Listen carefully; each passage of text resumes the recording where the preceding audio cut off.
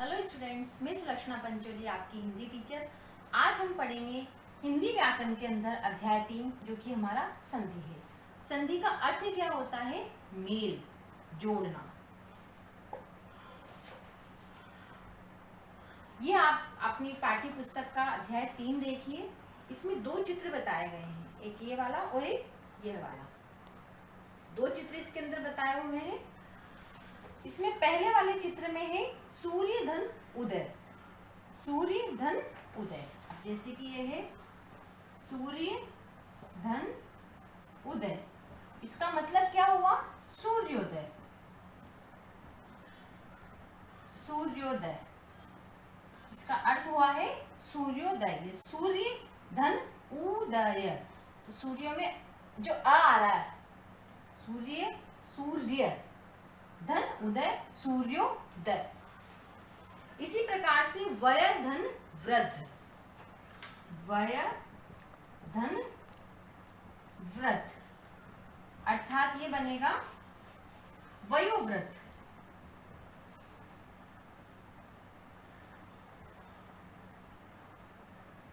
ये वयोवृद्ध अर्थात बुजुर्ग।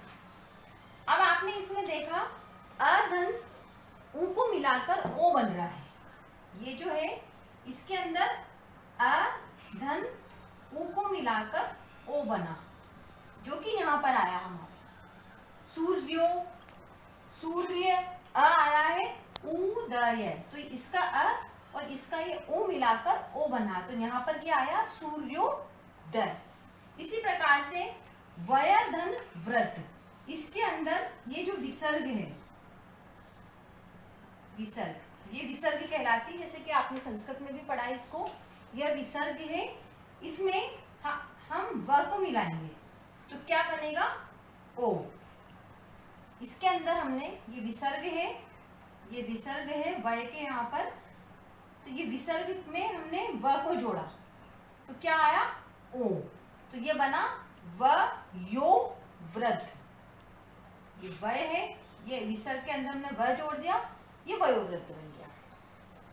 संधि का अर्थ है मेल, परंतु हिंदी व्याकरण में संधि शब्द का प्रयोग एक विशेष प्रक्रिया के लिए ही किया जाता है। जब दो ध्वनियां आपस में मिलती है तो वे नया रूप धारण करती है। यह प्रक्रिया संधि की होती है। इस प्रक्रिया में ध्वनि का रूप बदल जाता है।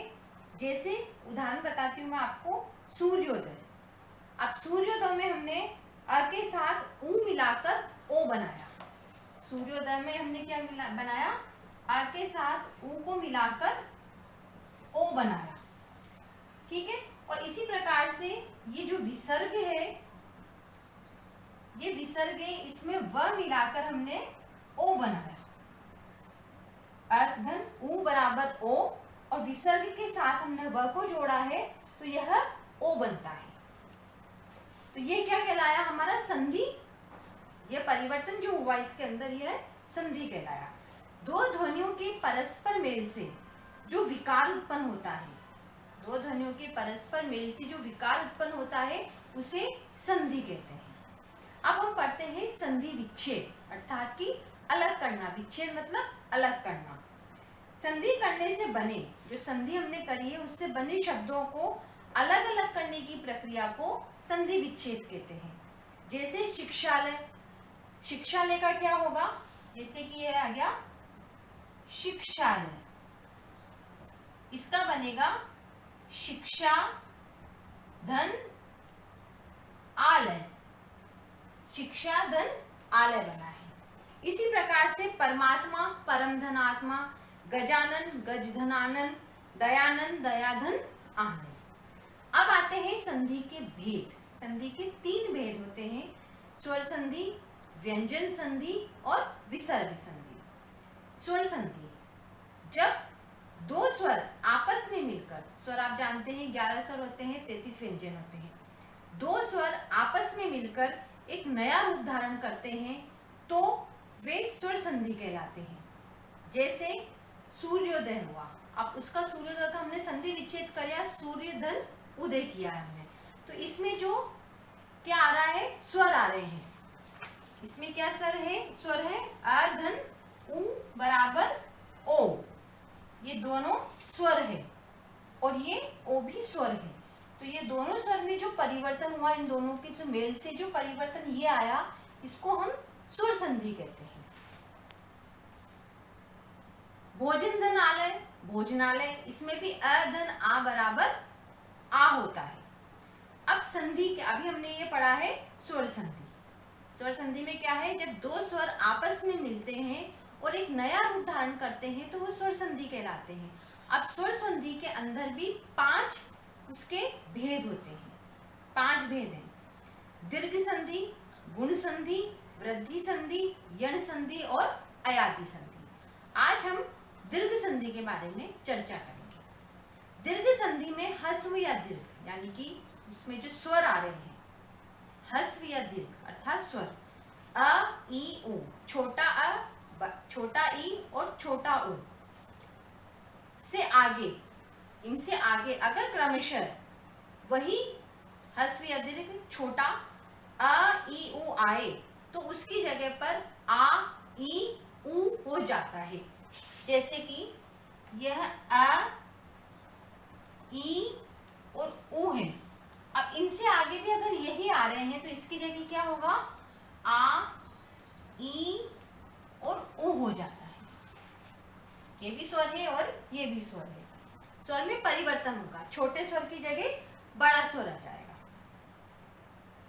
जैसे अ धन अ, अ धन अ, अगर शब्द के पहले और शब्द के बाद में अ आ रहा है, हमारे बोलने पर उस शब्द से अ की ध्वनि निकल रही है, आगे वाले में भी पीछे वाले में भी, तो वह क्या होगा, आ, वह आ में परिवर्तित हो जाएगा। जैसे कि अधिकांश, अधिकांश में अधिक, अधिक अ आ रहा है, अंश, अधिकांश, दोनों में अ आ रहा है तो उससे अधिकांश बना है। दिनांक, दिन धन अंक, दिन अ आ रहा है, अंक दोनों में अ आ रहा है तो दिनांक, आ की मात्रा लगी उसमें आ गया है बड़ा तो दिनांक बनता है। इसी प्रकार से अ धन आ को मिलाकर आ बनेगा, आ धन अ को मिलाकर आ बनेगा, आ धन आ को मिलाकर आ बनेगा। ये आपकी पाठ्य पुस्तक के अंदर सारे इसके उदाहरण दिए हुए हैं, आप इनको अच्छे से पढ़ें। आप इनको इसमें से पढ़ेंगे तो आपको आसानी से समझ में आ जाएगा कि ये किस प्रकार से परिवर्तित हो रहे हैं। अब आता है हमारा ई धन ई को मिलाकर बड़ा ई बनेगा, फिर छोटा ई और बड़ा ई बनकर बड़ा ई बनता है, बड़ा ई और छोटा ई मिलकर बड़ा ई बनता है। यह सब आप इसके पाठ्य पुस्तक के अंदर जो है उसको देखेंगे तो उससे आपको आसानी से समझ में आएगा। अब आता है हमारे पास गुण संधि। गुण संधि में अ या आ, गुण संधि के अंदर क्या होगा, अ धन आ। गुण संधि के अंदर अ या आ के आगे, अगर इनके आगे, अ के आगे या आ के आगे, ये गुण संधि, ये है गुण संधि। ये अ या आ के आगे अगर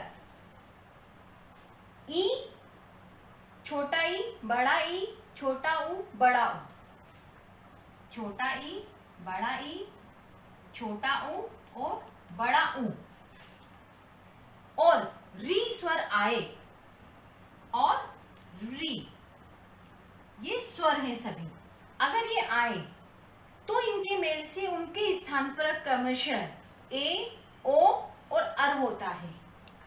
ए, ओ और अर हो जाता है। अगर ये स्वर आते हैं तो इनके स्थान पर ए, ओ या अर हो जाता है। जैसे कि अ धन ई तथा आ धन ई, जैसे कि अ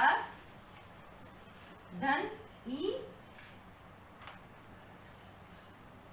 अ धन ई तथा आ धन ई बराबर ए।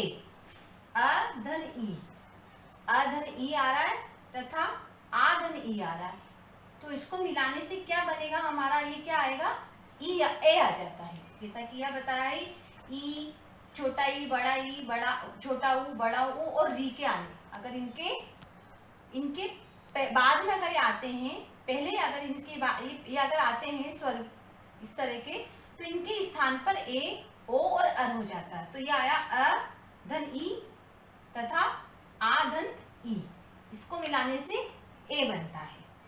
उसी प्रकार से अ धन ई तथा आ धन ई को मिलाने से भी ए बनेगा, अ धन ऊ तथा अ धन ऊ को मिलाने से भी ओ बनेगा। आप अपने पाठ्य पुस्तक के अंदर ये देखिए, इसके अंदर ये बहुत सारे इसके उदाहरण दिए गए हैं। आप इन उदाहरणों को पढ़ें। इन उदाहरणों को अगर आप इस पाठ्य पुस्तक के अनुसार पढ़ेंगे तो आपको आसानी से समझ में आएगा। फिर भी अगर आपको किसी प्रकार की परेशानी हो, कुछ समझ में नहीं आता हो, तो आप मुझसे इसके बारे में पूछ सकते हैं। Thank you.